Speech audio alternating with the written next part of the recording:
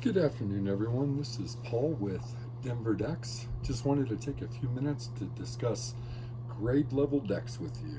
So, a grade level deck is what we would consider anything that is 3 feet above the ground or less. It is a good alternative to decorative stamped concrete in a grade level application, although grade level decks are more of an investment. Now, one of the things that we always recommend when installing a grade level deck is that we maintain some form of airflow underneath. Typically, when a deck is close to the ground, homeowners are tempted to want to have it skirted all the way to the ground and to completely block it off. Now, they traditionally want to do this in an attempt to keep critters out from underneath their deck. But what we have found is the more difficult you make it for a critter to get underneath your deck, the more comfortable that critter feels to set up a nest for reproduction and whatnot. So if it's difficult for a rabbit to get underneath the deck, once that rabbit gets underneath that deck, they feel a lot more safe because it's not as easy for their natural predators to get to them. That would be like foxes and whatnot. Another thing with a grade level deck is anytime you do lighting, you're always risking that lighting being gnawed on by those critters as well.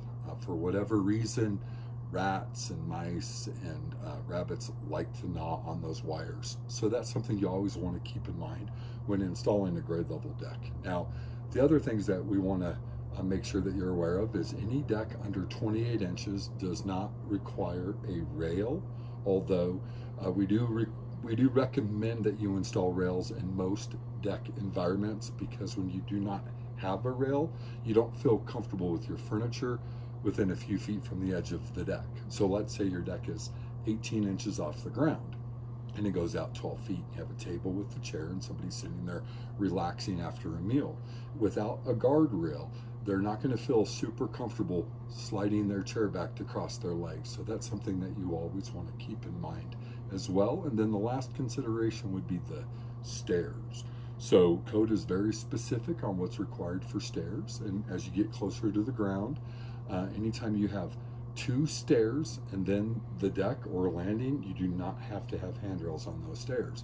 But anytime you have more than 2 stairs and then the landing, code does require that you have rails as well as a grippable handrail. So I appreciate you folks taking the time to watch this video, and if you have any questions, we'd love to hear from you at Denver Decks. You can email us at deckman1963@gmail.com, or please feel free to call us at 303-730-9642. Have a great day.